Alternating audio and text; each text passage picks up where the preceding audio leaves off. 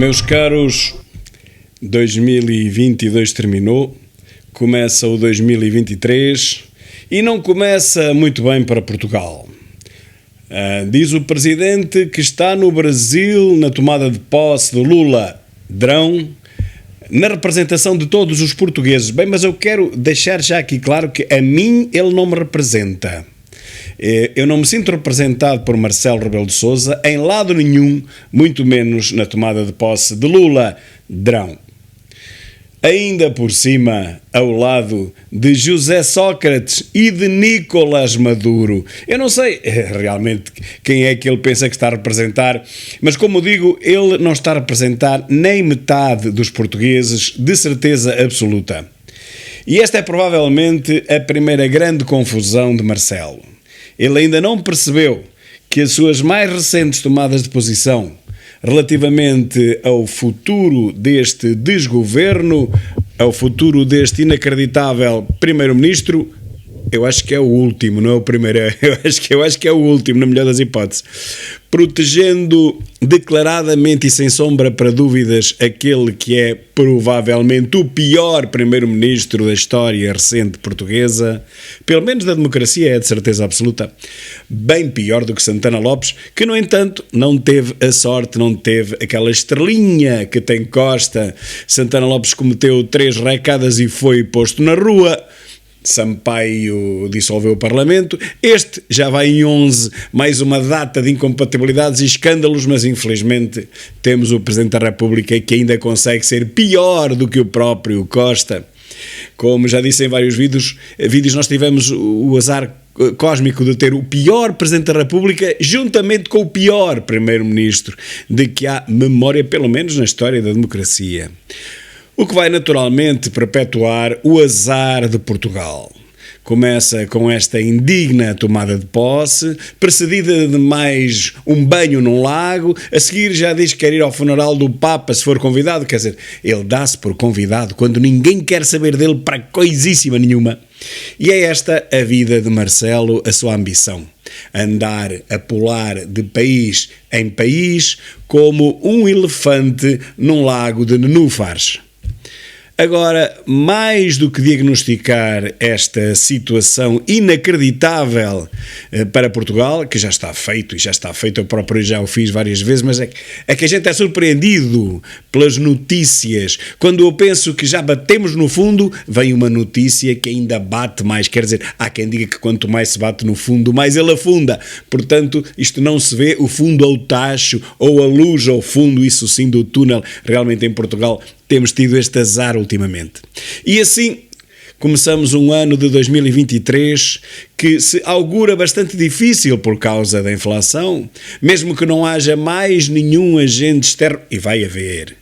Bastar-nos-ia a inflação para nos dificultar muito a vida a todos nós portugueses, que estamos a passos largos a convergir, mas é para o fundo da tabela da Europa. Se a inflação realmente é maléfica para todos os povos, bem, para os mais pobres é o ainda mais. E nós temos esse condão, o de estarmos cada vez mais pobres, o dinheiro cada vez é mais escasso e, portanto, a inflação o que vem fazer é com que nós fiquemos ainda pior do que estávamos antes. Bem, mas isso não interessa nada para Marcelo, muito menos para Costa, que ficou mudo subitamente desde a última barracada de Alexandre Reis. Nunca mais ninguém o ouviu, muito menos ouviu, nem sabemos onde para, está vivo, espero bem que sim, que é para poder assistir à sua própria derrota nas próximas eleições, mas a verdade é que hoje só se fala da tomada de posse de Lula Drão, lá no Brasil. E porque estamos a falar do Brasil, há aqui também uma outra coincidência, meus caros, é que o primeiro bebé nascido em Portugal em 2023 é filho de pais brasileiros. E não podia ser de outra forma, uma vez que neste momento os nascimentos que ocorrem são maioritariamente de crianças filhas de pais estrangeiros.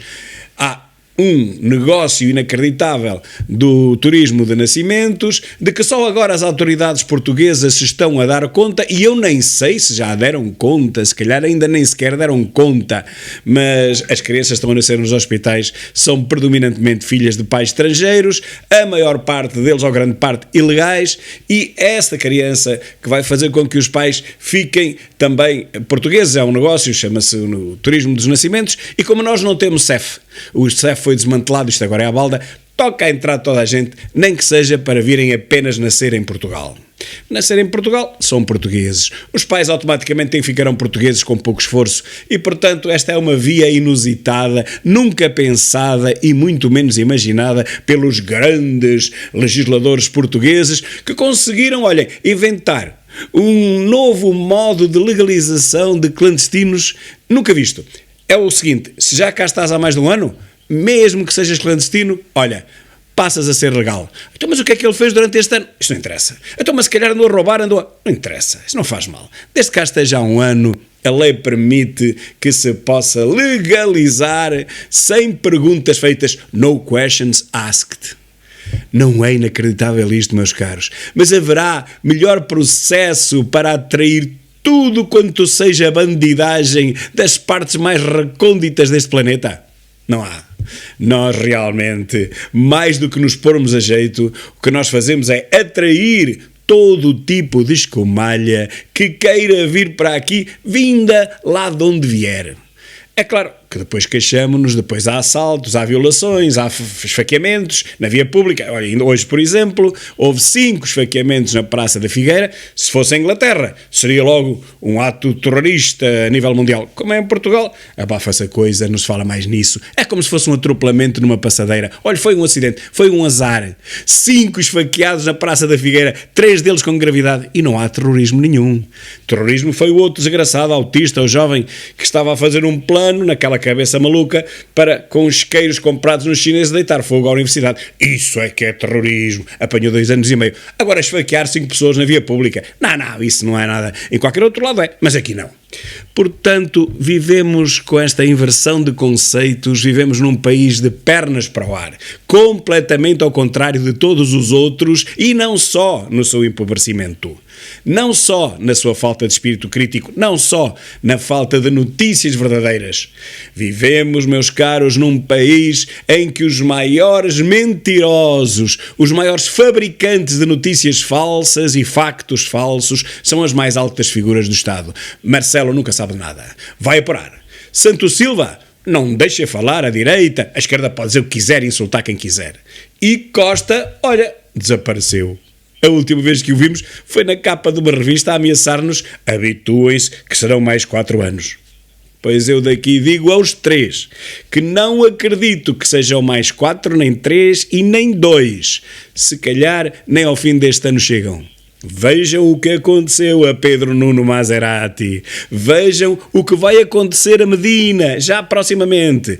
Esse vai-se aguentar um pouco mais, porque ninguém o pode deixar cair. Se Medina cair, cai o governo. Mas ele cairá na mesma. Não agora, não esta semana, mas mais à frente.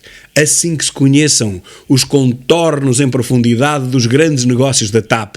E vou levantar mais outra ponta do véu para além da TAP, que espero que alguém investigue, que é a par pública, meus caros. Investigue-se a par pública e perceba-se que ali está mais um problema, um fulcro gigantesco, tão grande como a TAP, ou se calhar ainda maior.